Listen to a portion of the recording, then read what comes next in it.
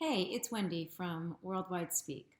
I'm back, and this time I have a video on how to write a descriptive paragraph. Remember, this is an overview of how to do this for the English language learner. Let's get started. The descriptive paragraph. Its purpose is to make the reader feel like they are experiencing what you're writing about using sensory language. Maybe I want to describe my favorite dish, or maybe I want to describe a horrible storm, or even a room in my house. This paragraph is going to describe something so that the reader understands exactly what you're trying to say and can imagine this through the type of language you use in your writing. The descriptive paragraph has three important parts. It has a clear topic sentence with a controlling idea. It has support for the controlling idea that appeals to our senses: sight, hearing, smell, taste, and touch. And then it has a conclusion sentence. What is the structure of this descriptive paragraph? It begins with a topic sentence, and that tells the reader what your topic is and why you're writing about it. And then you have the reasons. These stay focused on the controlling idea, the why you're writing your paper. And they give specific details to give the reader a better understanding. And last, we have the conclusion sentence that restates or says in different words your topic sentence. Let's take some time to talk about the topic sentence. This is your first sentence of the paragraph. It includes the topic and the controlling idea. The topic is what you will write about, and the controlling idea is the why you are writing about that topic, what you want the reader to experience. Here's an example. My favorite childhood dish was my mom's chicken marbella.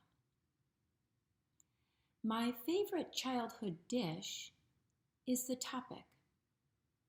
I'm talking about a food that I liked as a kid.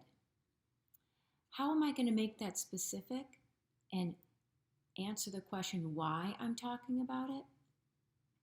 That's my controlling idea. It's the chicken marbella. My favorite dish is the chicken marbella, and that is the dish I want my reader to feel like they're tasting when they read my paragraph. Let's look at a couple more examples so you can get an idea of how to write a strong topic sentence. My home library is a perfect place to relax. My home library is the place, it's the topic. And then my controlling idea, what I want you to experience in my paragraph, is the perfect place to relax. When you read my paragraph, I want you to feel like you're in my library relaxing. Here's another one. Hurricane Harvey was a frightening and destructive storm. Okay, the topic, Hurricane Harvey, and then what do I want you to learn or experience from my paragraph? I want you to understand that it was a destructive and a frightening storm. That's my controlling idea. We're going to talk about Hurricane Harvey as the topic, and then I'd like you to experience what I experienced and how destructive and frightening it was. We talked about the topic sentence, so now let's talk about the support for your paragraph. These are the details that make it super strong. This part of your paragraph, the support or the details, this is the meat of your paragraph. This is the part that describes what you want the reader to experience by giving them specific details that appeal to their senses: sight, hearing, smell, taste, and touch. You will write sentences that are filled with sensory language, descriptive adjectives, and/or prepositions of location. I will go over how to do this in the next few slides. First, let's talk about sensory language. Writing a good descriptive paragraph means that we need to appeal to some or all of the 5 senses: sight, hearing, smell, taste, and touch. How do we do this? Well, let's look at an example for each one of the senses that I mentioned. First, let's say we want to appeal to our reader's sight, and we're talking about Lake Michigan. We could use words like royal blue, massive, turbulent. Let's say we would like to appeal to the reader's hearing, and we're talking about highway traffic. We could use words like roaring, buzzing, or droning. And then the sense of smell, we could use words like fresh, floral, and pleasant to describe clean laundry. And the sense of touch, we want to describe Kentucky bluegrass. We could use smooth, dense, and soft. And lastly, if we want to appeal to the sense of taste, and we are trying to describe banana bread, we could use words like sweet, buttery, and delectable. Now, when we look at all of those words that I just showed you as examples to describe things, those are words that we call adjectives. And if you remember, the purpose of an adjective is to describe. So they're perfect to use in your descriptive essay. And in order to have a very clear and strong descriptive essay, you really must use a lot of adjectives. These adjectives spice it up. Adding adjectives to your sentences gives your paragraph flavor. These help the reader experience what you're writing about. Let's take a look at how we do this. First, let's say we have the sentence, she used 2 pounds of chicken for this recipe.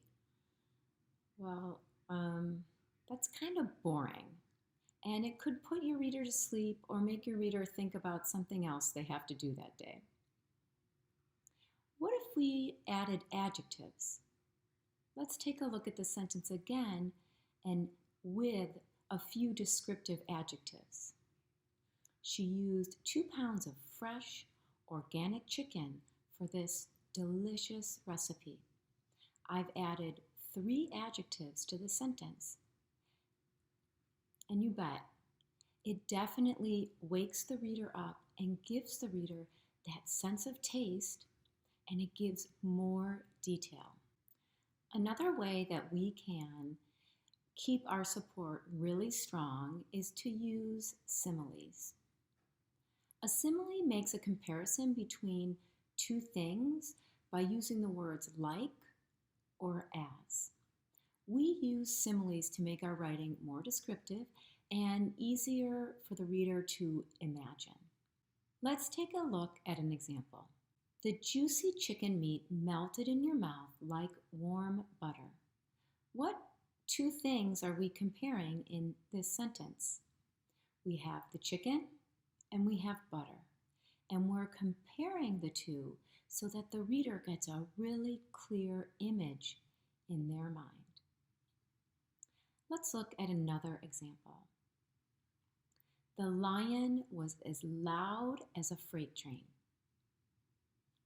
Again, we want the reader to have that image in their mind when they're reading our paper. We want to appeal to their sense of taste and their sense of hearing, or other senses that we're trying to appeal to depending on what we're writing about. Here's an example of a descriptive paragraph that you would use for real life. Perhaps you have to write one for school. Let's read this one together. My favorite childhood dish was my mom's chicken marbella. The meat always came from our local poultry store named Harrison's. She used 2 pounds of fresh organic chicken for this delicious recipe. I can still remember the sweet smells of melting apricots and dates mixed with the savory scents of garlic, caper, and olives. When the dish was baking in the oven, it reminded me of walking past an exotic restaurant during dinner time. I loved to sit in the kitchen engulfed in these enticing aromas. Once cooked, the dark, crispy skin of the chicken, combined with the soft, round apricots, dates, olives, and capers, looked like a feast fit for royalty. It was difficult to wait for that first bite, but it was worth it because the juicy chicken melted in your mouth like warm butter. Now, when I cook this fabulous recipe, I forever remember my mother and how her chicken marbella was so special. Here is the paragraph again, and I have highlighted the adjectives and the similes that I used. Look how many there are. You have to spice your paragraph up, and you do this by using adjectives and similes. The adjectives are highlighted in green, and the similes are highlighted in blue. You can see I used a ton of adjectives and a couple of similes. The last thing I want to talk about in relation to support are prepositions of location. Sometimes when we write descriptive paragraphs, we use prepositions of location. These help the reader understand exactly where a person or a thing is in relation to someone or something else. Again, it is specific language that gives the writer more power to describe and create an idea in the mind of a reader. Here are some examples of prepositions of location. These aren't all of them, but I thought we would start with these. On the right, on the left, on top of, in back of, in front of, next to, beside, between, behind, by, inside, near, at, above, and across from. Here are some examples of prepositions of location in sentences. Next to this majestic red bookcase is the leather couch. You can see the prepositional phrase next to this majestic red bookcase is at the beginning of the sentence, and it tells where the bookcase is in relation to the couch. Here's another example. The cozy armchair is across from the couch and by the window. You have two prepositional phrases. You're using prepositions of location to show where things are in relation to each other. And last, behind the armchair is a lush fern in a terracotta planter. One piece of advice, when you're using these prepositions of location in your descriptive paragraph, make sure that you change the location of these prepositional phrases so that you don't always have them at the beginning of your sentence or at the end of your sentence. When you vary the location of the prepositional phrases, it makes your writing much easier to read, because if we always have them at the beginning, that's pretty boring. So remember, you always want to have a variation in your sentences of the prepositions of location. Now let's take a look at another descriptive paragraph, and this time the descriptive paragraph is describing a location. And the purpose is to have the reader see this location in their mind. Why don't you read this with me? My home library is the perfect place to relax. When you first enter the room, the dark blue walls draw you in and make you feel at peace. A bookcase filled from top to bottom stands at the far end of the room, inviting anyone to come and grab a book. Next to this majestic red bookcase is the leather couch. It is well worn so that it feels comfortable the minute you sit down. It is perfect for resting or reading or daydreaming. The cozy armchair is across from the couch and by the window.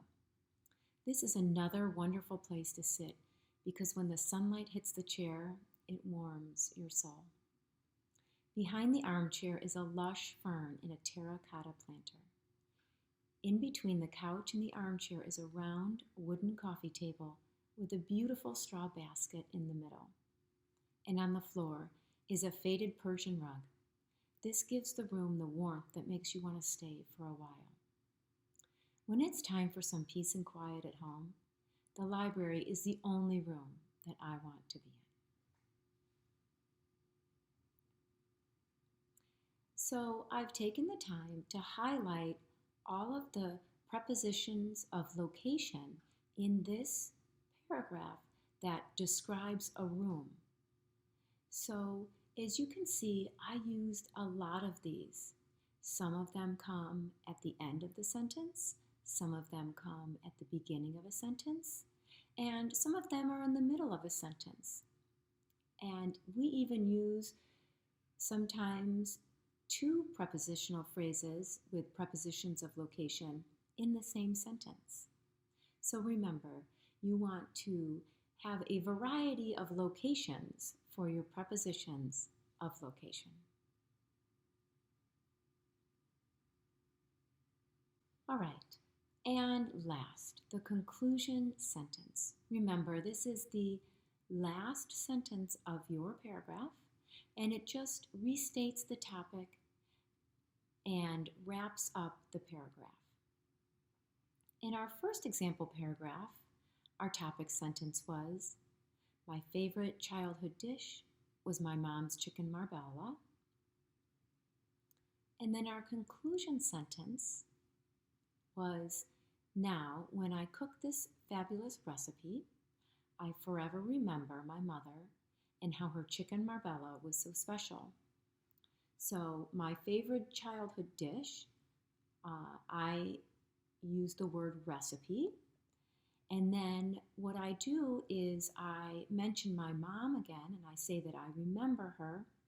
And then I say that the dish was special. I don't say it was my favorite, but it was special, so it has a similar meaning, the same idea.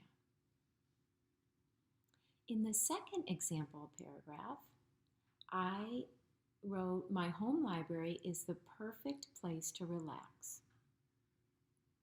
The conclusion sentence was, when it's time for some peace and quiet at home, the library is the only room I want to be in. Now, when I use the word relax in the topic sentence, I want to use something different in the conclusion sentence. So I used peace and quiet. It has a similar meaning. And then I express that when I want peace and quiet, the library is the room that I go to. And it's the only one that I want to be in. Similar idea, different words, and oftentimes I switch the order of the sentence. Let's review. Remember, you need a clear topic sentence with a controlling idea to begin the first sentence of your paragraph. And for the descriptive paragraph, you need support that appeals to our senses of sight, hearing, smell, taste, and touch. And I showed you 3 ways that we are able to do that with adjectives, similes, and prepositions of location. And last, you have your conclusion sentence. You can do it. I know that you can write a clear and effective descriptive paragraph. You went through the topic sentence, the support, and the conclusion sentence, and you have all of the information now to do this on your own. For more English resources, you can always visit our website, worldwidespeak.com, and you can find one-on-one coaching there. You can find example essays, or you can even find courses that you can take at your own pace. I know that you can do this. Thank you so much for watching. Take care.